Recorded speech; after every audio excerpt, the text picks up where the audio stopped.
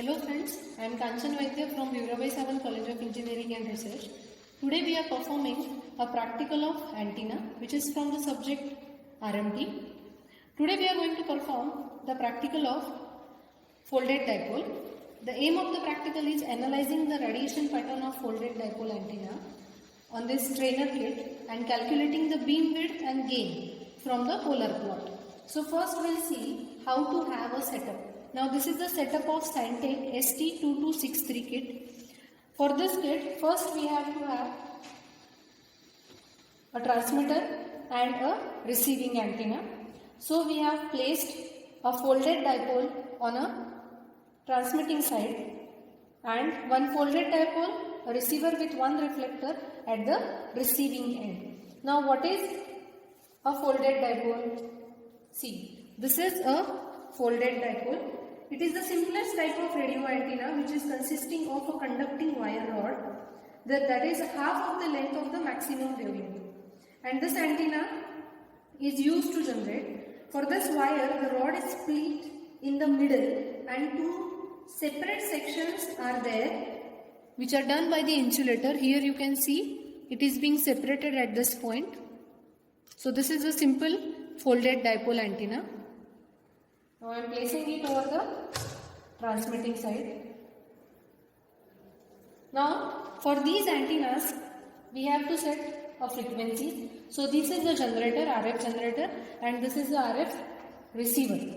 So from this transmitting side, here we have to connect the RF generator here at the transmitting side. As this is the ST2263 kit, here we have to connect at the bottom. The wire is being connected at the bottom. And here the RF at the receiver side, we have to connect RF in from the receiver. So initially, first we set its frequency. By default, we get a frequency of 700 megahertz.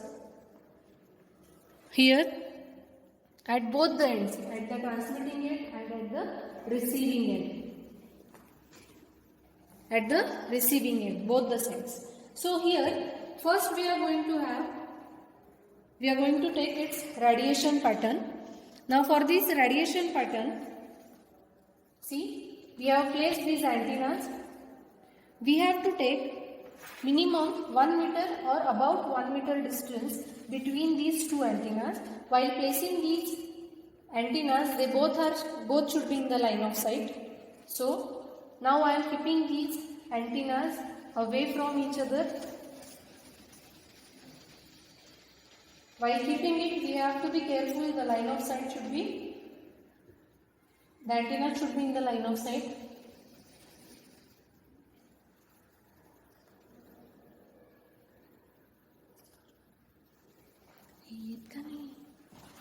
Receiver side, here the same frequency is set, and from this level we have to take the readings.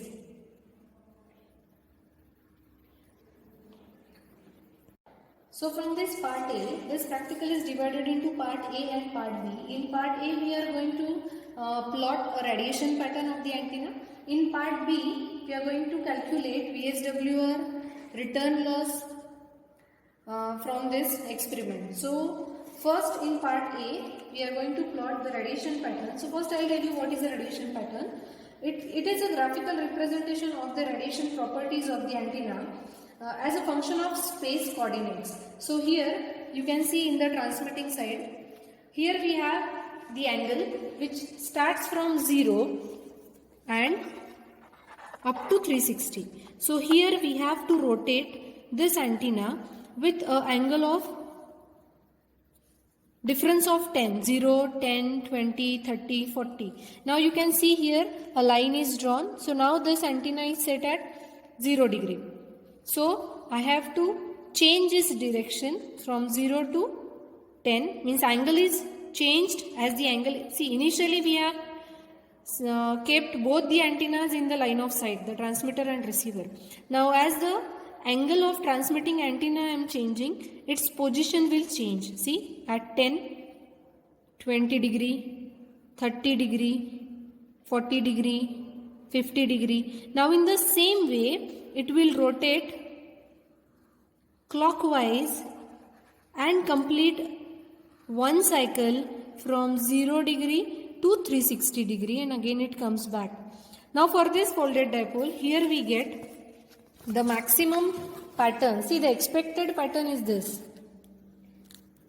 Means we want maximum lobe at 0th degree and at 180 degree. This is expected. Now for this we have to take the readings for all the angles. So this is the observation table. See, we have set it for 700 megahertz. So initially we have set the angles from 0 to 360 degree. Now for all angle we have to take the reading, that is the signal level, as I have shown in the receiver side. So here I have noted all the readings which are in dB microvolt. Now you can see in here in these readings we get maximum level at 0 degree and at 180 degree. At 0 degree and at 180 degree. Now for plotting this graph, we have to normalize the readings. Now here you can see these are the readings which are starting from 0, 10, 20. With a difference of 10, I have noted all the readings up to 360 degree. Now we have to plot it on the polar plot. So what we have noted from the kit, for each degree what will be the level in dB. Now we have to normalize this value. So we are going to take the readings by changing the angle with the difference of 10 degree. Now we have started from 0. See, the level in dB we have noted. So from 19.5 it start reducing up to 0, again start increasing. So that will depend on the angle of antenna. We are moving in the clockwise direction. So maximum level we get at 0th degree and then again at 180 degree, that is 19.5. Now for plotting it on the polar plot, we have to normalize these levels. So for normalizing, the formula is ln into nx by n. So what is that nx? Nx is the number of readings we have taken and n is the maximum level we get. Now here maximal level we get at 0th and at 180 degree. So we take that reading. 19.5 is our normalized reading. So 19.5 is the maximum one. So we have taken first reading 19.5 upon 19.5. We get it 0. Second reading 19.2. See here 19.2 upon 19.5. We get the division ln of it. Third, fourth and so on. We have to normalize all readings from 0 degree to 360 degree. Now all these readings are normalized and from this we have to plot a graph. Now see, from these readings we have plotted this graph on the polar plot. Now while plotting this, see this on this polar plot we have to first start from 0th angle. See, I have done it 0, 10, 20, 30, 40 up to 360 degree. Now you can take it like this and plotted all the angles. Now for each angle the normalized value which we get, from that we have to plot the points and trace all the points. As we expect, we get the shape of the radiation pattern like a 8. We get maximum pole at 0th degree and at 180 degree. Now from this our aim is to find out the beam width.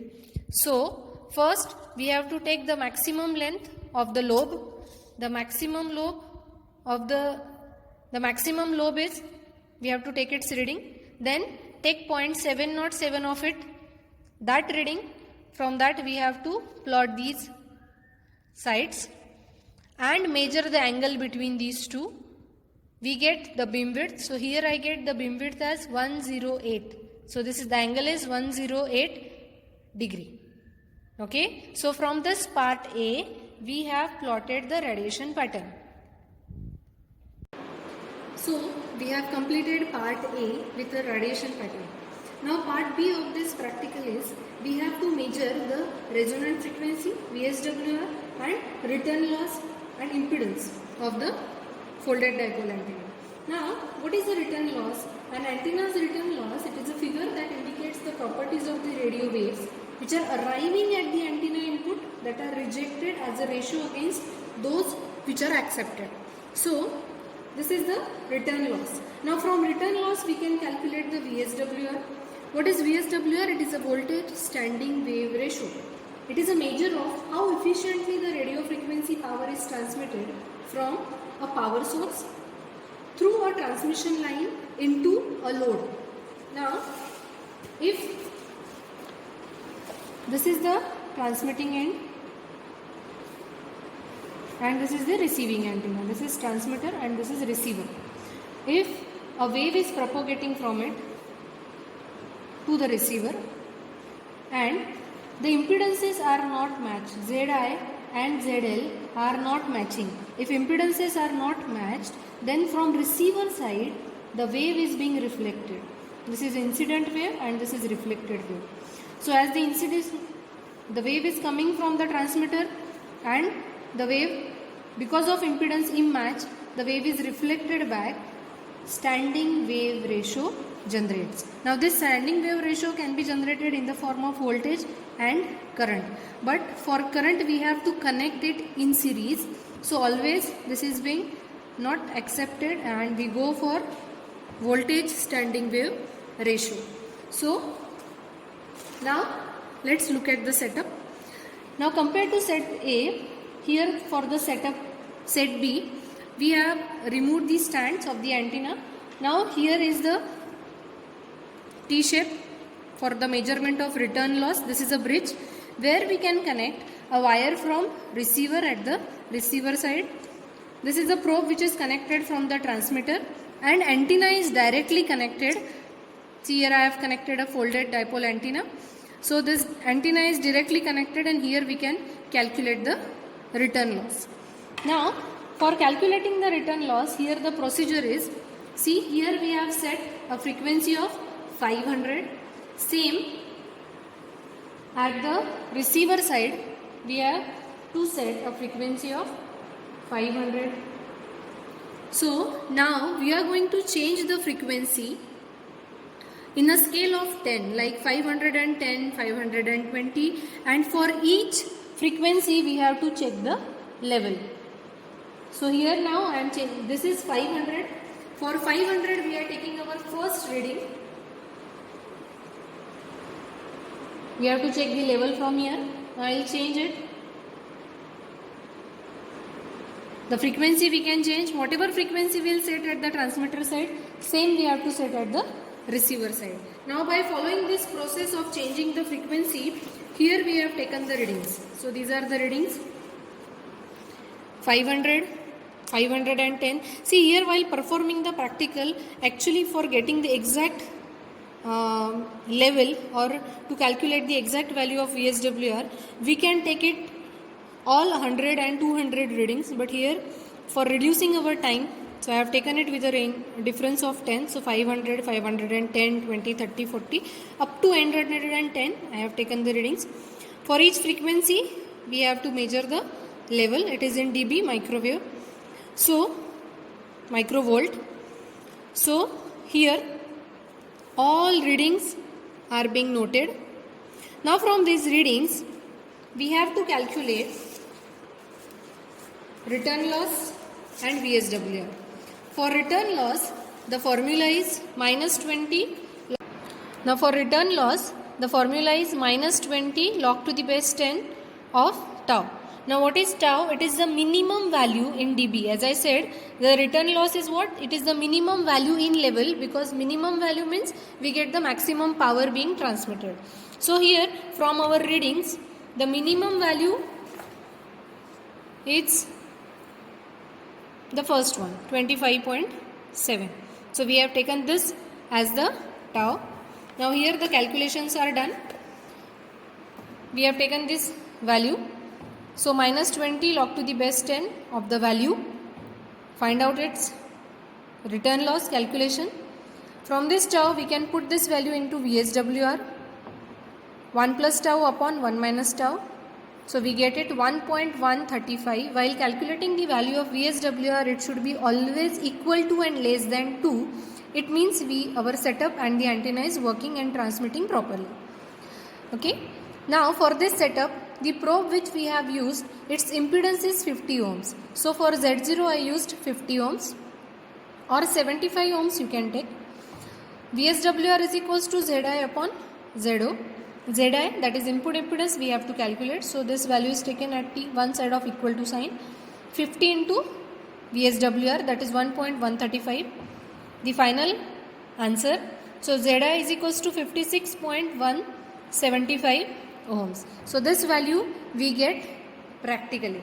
So by this way, the part A and part B means the return loss, VSWR, input impedance.